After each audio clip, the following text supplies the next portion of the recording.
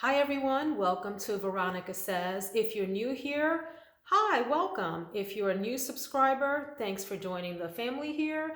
And if you're returning, let's get ready to have some more fun. Today is my scent and makeup of the day video. I try to put one up at least every day, and I share a scent that I'm wearing and tell you a little bit about it. And I also share some of the makeup products that I have on my face. And I sometimes do get readies with me where I show you exactly how I applied all the makeup. Today I'm just going to share some of the products that created this final look. So my scent of the day, let's get right in, is Vie Est Belle L'Eclat. This is a flanker of the now famous Lancome La Vie Est Belle, which I have smelled at one point in the past. I don't remember a lot about it except that it was pretty, but nothing spectacular that I just had to have in my collection.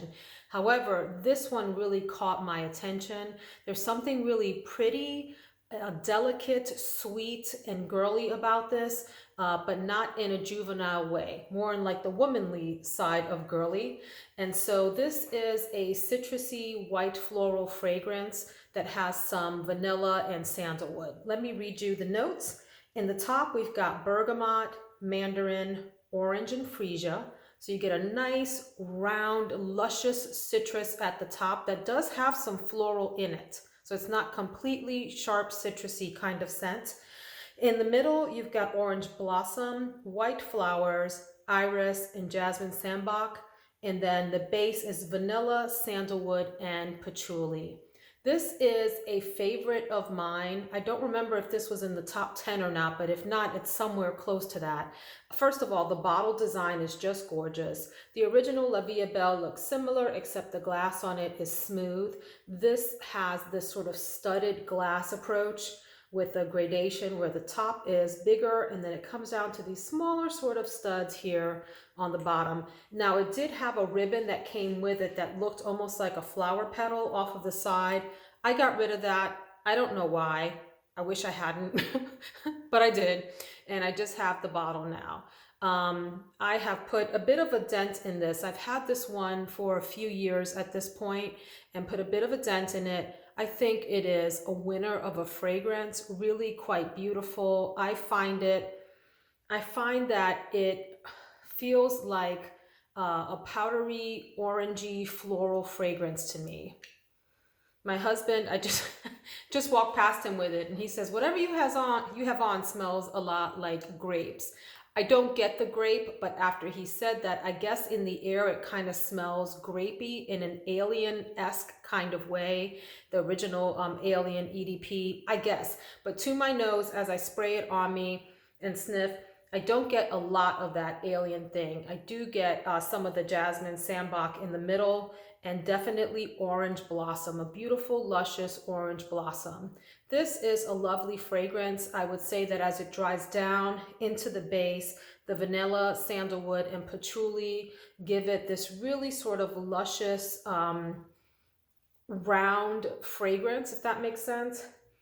Very pretty, long lasting. Yeah, I can't go wrong with this. This is a very feminine fragrance, could be someone's signature scent. It's one that I would definitely consider repurchasing when I run out. Love it. So that's La Vie Est Belle L'Eclat. And let's then get into, by the way, if you check out the reviews on Fragrantica, people compare this to all kinds of fragrance. Like Classique from Jean-Paul Gaultier. I've never smelled that. Have you? And a few others, but there's a bunch of comments that you should probably go check out if you're looking to purchase this. So it apparently reminds people of other fragrances. I just think it's a very elegant, beautiful floral with a lot of citrus in it. But like I said, it's a very deep, creamy, desserty kind of citrus to me. Okay, let's move on. So this is a yes. And by the way, later on today, I'll be filming a video where I review all 7 fragrances that I wore during the week, this week, and do just a little like fun award ceremony where I rate them and give them each separate award in different categories. So look of the day, I call Saturdays Sassy Saturday, where I either try something new or play with a new kind of thing. So you'll see a pretty classic eye look. There's nothing particularly sassy about this, but what I want to get at is that sassy doesn't always have to mean some, peacock parrot color. You don't always have to have yellow or blue or orange or purple or something to have a sassy eye look. Now, the lights in here sort of wash things out, but this is a very deep look for me in comparison to what I might do on a normal work day. I usually do deepen in the crease and so forth, but it's a little darker than I normally would do. So let me see if I can manipulate the light here to give you an idea. So that's no ring light. Hang on, let me see if I can turn off these overhead lights. So this is no ring light, no overhead light. So you could see just from the skylights in here that this is really deepened and darkened up. Let me turn the lights back on and walk you through the products that I used for this. Okay, we're back with the overhead lighting, which by the way is super harsh. Tip to the wise for those of you that do videos or if you're concerned with like pictures, you always want the light source to be coming from the front rather than from overhead, and you always want the source to be muted. So when people talk about like filming brides in golden light, it's when the sun is either coming up or going down, because you get this nice, soft, beautiful golden glow from the light, but it's also not overhead, it's out around you. And so that helps with what is emphasized on a face. Like if you have overhead lighting and I do this, you see that it totally emphasizes the wrinkles in my eyes and all of that, right? But if you just have light coming from ahead, it tends to wash out those shadows and look prettier. We can talk about that another time. I thought you just might be interested in knowing that. So the look for today, sassy eye in that it's deepened, and sassy lip in that this is a red that I normally reserve for special occasions or if I want a dramatic lip and a simple rest of the face. So let's get into products, and I'm going to spend a little bit of time talking about the lip thing, but very quickly for my eyes, and I won't do a whole lot of detail, but I used the Natasha Denona Neutral Biba palette is what it's called, B-I-B-A. People joke around that it looks like it says the barbecue palette. If you've watched my videos, you know I am a huge, huge fan of Natasha Denona eyeshadows. And here's why. It's not that you can't get this type of look with other palettes. Of course you can. There's a million other palettes that will give you this same sort of kind of smoked out look with a little bit of metallic on the eye. You can do that anywhere, right? But what you can't do is get performance everywhere. And that's where your Natasha Denona shadows really outshine a lot of her competitors. There are 3 brands in particular from my collection. There are others out there, but from my collection that I feel stand out in terms of shadow: Natasha Denona, Pat McGrath, and Sydney Grace. Bar none, those 3 are the top performing eyeshadows that I have ever tried. And I've tried a lot of brands. I mean, they outperform others to the extent that I have given a lot of other eyeshadows away because they just can't compete. And in my mind, I'm like, why bother with subpar performance on this other palette when I can get the same look or better out of one of these palettes and have it last longer? I'm going to reach for this then every time. I have some other types of shadows in my collection, some other brands, and you can look back through my videos for some of those. But here is one of my favorite palettes from Natasha Denona. And so that's the Biba palette. It looks like this. And it's considered a neutral palette, or at least she named it that, but it really isn't. There are actually a lot of warm shadows in here. I have used every shadow in here. They are all bangers. They do really well, perform well. It has different formulas. There are some cream to powder formulas in here. This black is a cream to powder. I think this rayon is a cream to powder. Tar is as well. And maybe one other that I can't see right at the moment. Maybe is Tone one? I think Tone is also a cream to powder. And then she's got some shimmery metallic kind of shades here. You've got Rustic, you've got Monroe, and you've got Shine. And then the rest are mattes. And you even get a black in here, which I used as a little bit of eyeliner with a little smudger brush. So what do I have on my eyes? I have Prairie, this beautiful mustardy color here all along the top, and the lighting's a little funky. You can't see all the details in here, but I have that all along the top and in through here on my eyes. You have then Pasha, this almost maroony color here in through the crease, and I kind of brought it all the way out here. I then used, by the way, I used Tusk as a little bit of a background shade right there. And then I used Monroe in the inner part of my eyelid and Rustic here, this sort of bronzy metallic on the outer parts of my eyelid. And then I went in with Monroe on the brow bone and on the inner corner. Underneath the eye, I took a smudger brush and I ran Prairie all throughout. Again, it's not really showing up very well in this lighting. I'm sorry, I haven't gotten to the point where I have a very sophisticated light setup yet. I apologize. And then took the Pasha and did it on the outer part, a little bit closer to the eyelid. Then went in with, it's called Spot, is the black color, and used it as eyeliner on the top. So that's the eye look for today. Let me see if I can do something with the lighting so you can get a better idea.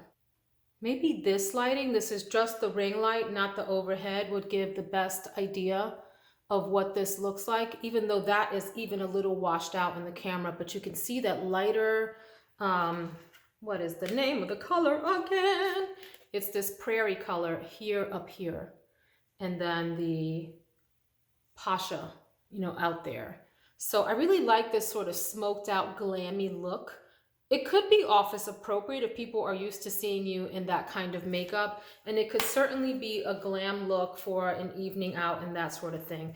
Guys, this is a gorgeous palette. It gets a lot of hype, and for good reason. Now, when I first bought it, I was like, what's the big deal? It's just a bunch of neutral shadows. I don't understand why everybody's hyped up about this. And as I used it and realized what kind of performance it has, that it stays true to color and it stays put all day. This is not one where the shadows fall down on your face, where it blends out into infinity and it gets muddy. The colors stay pretty true to form through the whole day.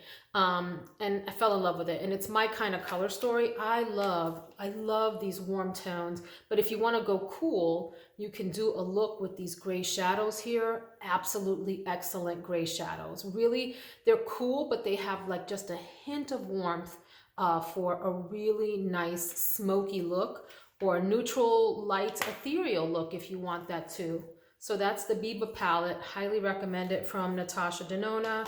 I do want to talk a little bit about base products. Again, the lighting here isn't the best to kind of illuminate what it is I'm trying to show you, but I use the Born This Way multi-use sculpting concealer for concealing under the eyes, and a little bit here where I have some discoloration.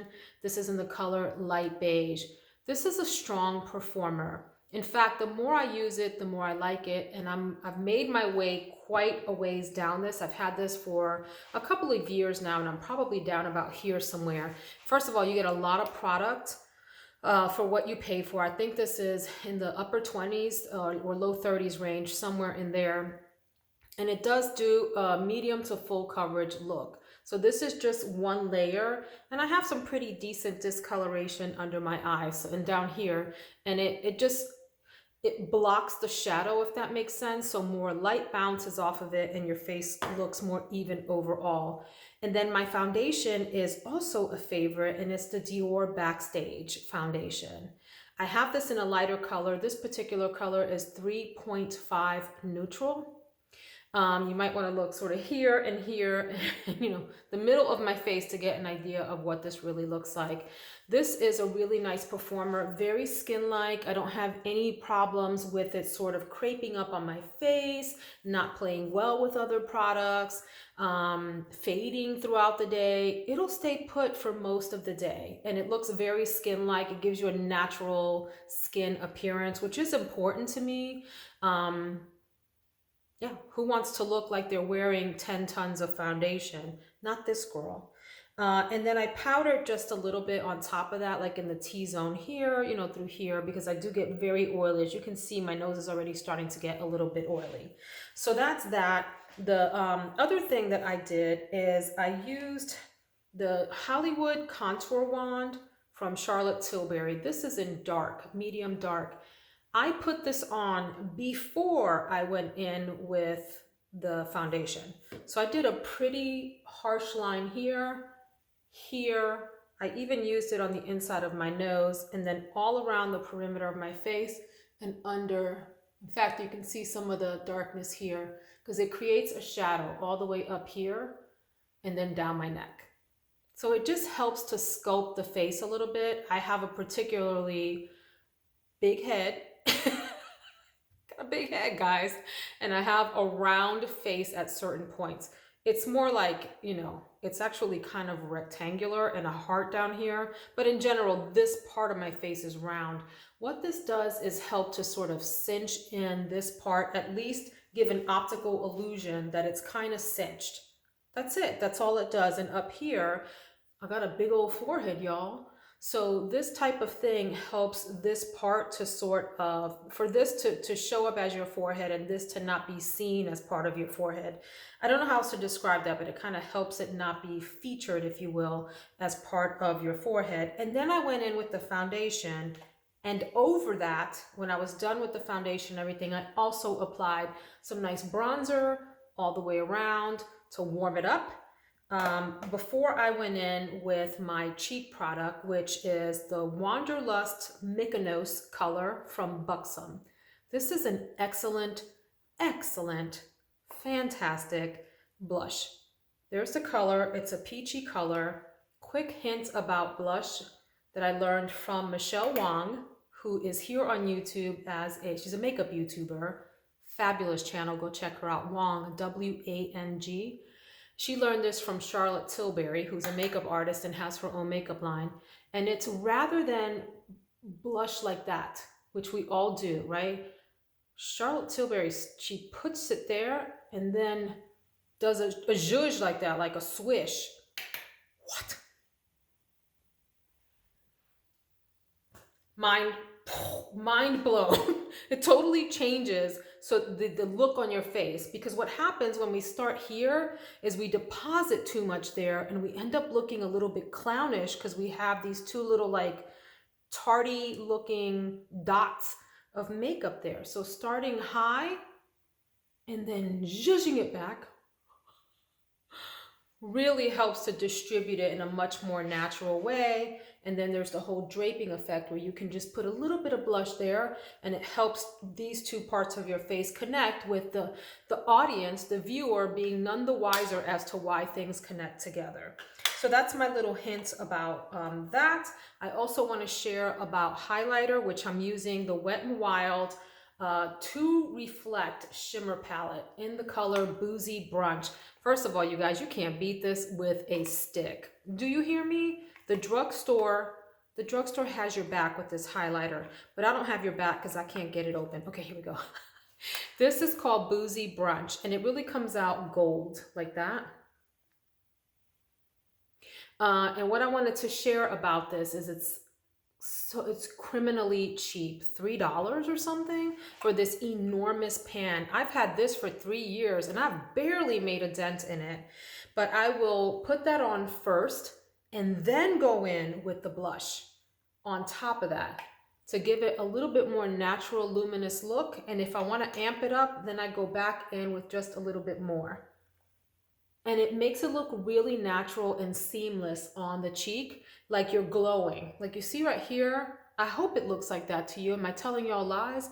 It looks like it's a little glowy and luminous naturally there. And I really enjoy that. The other place that I apply highlighter is just a little bit here to help my nose pop forward there. Sometimes I'll do a little bit on the edge of my nose, although I'm 46, so I'm getting a little too old for like the Rudolph nose effect.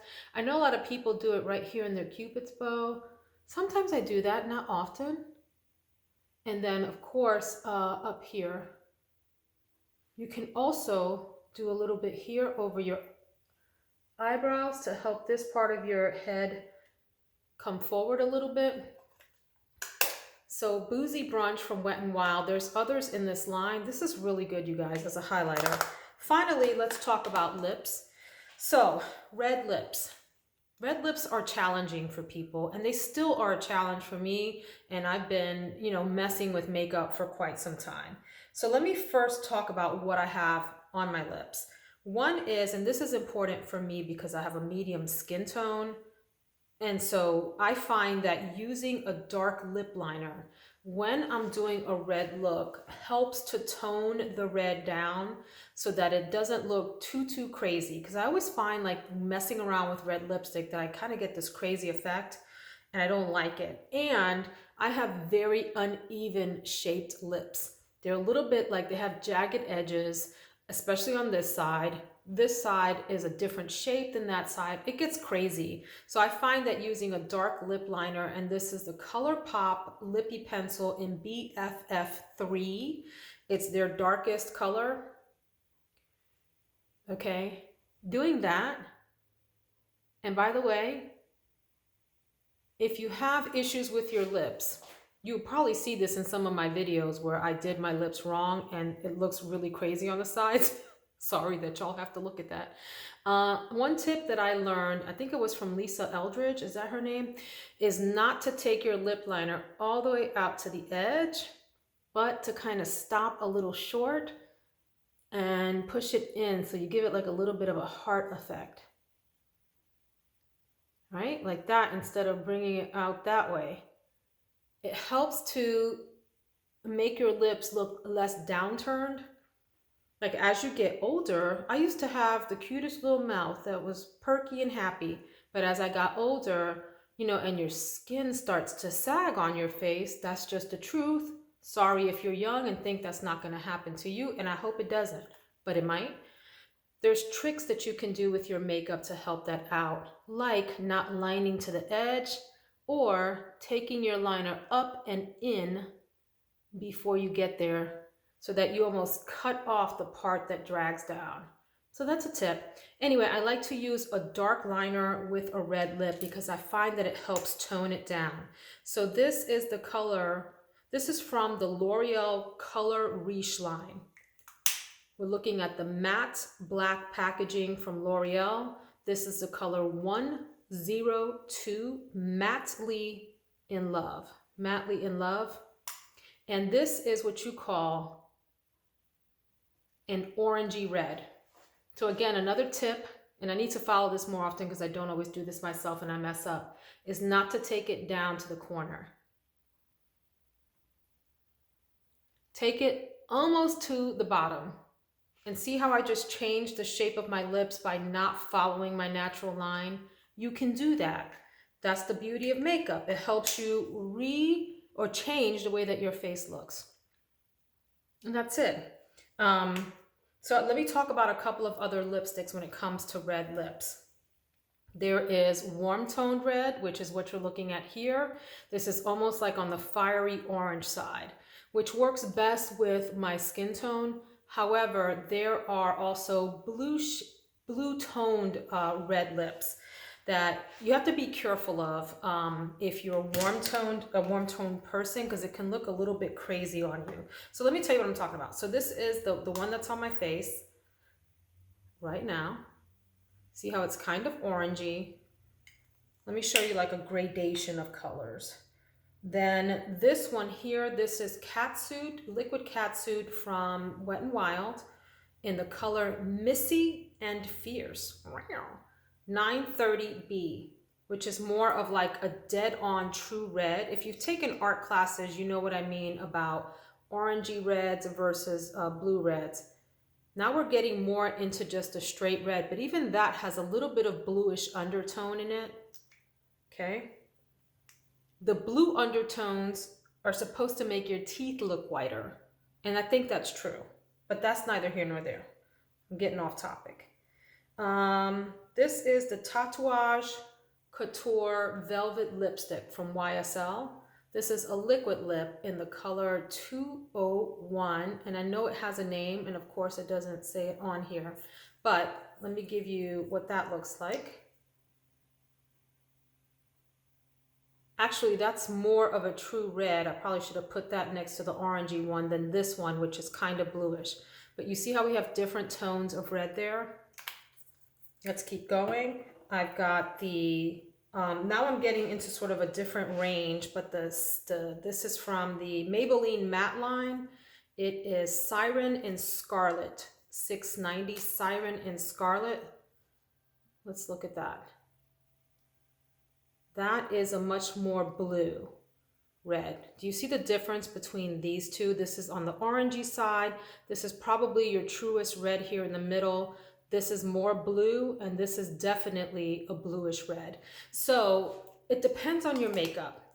If you've got a warm toned look, you want to stick, I think, to something that has a little bit more warmth in it, like an orangey red. If you're doing a cool toned or rosy look, maybe one of these blue undertone ones would be better for you, or a gray eye look, go with one of these. Now, there's no steadfast rules about it.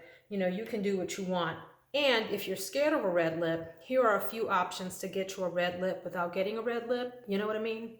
This is from the Revlon Super Lustrous Matte line, Revlon Matte line, and this is in the color 26 Getting Serious.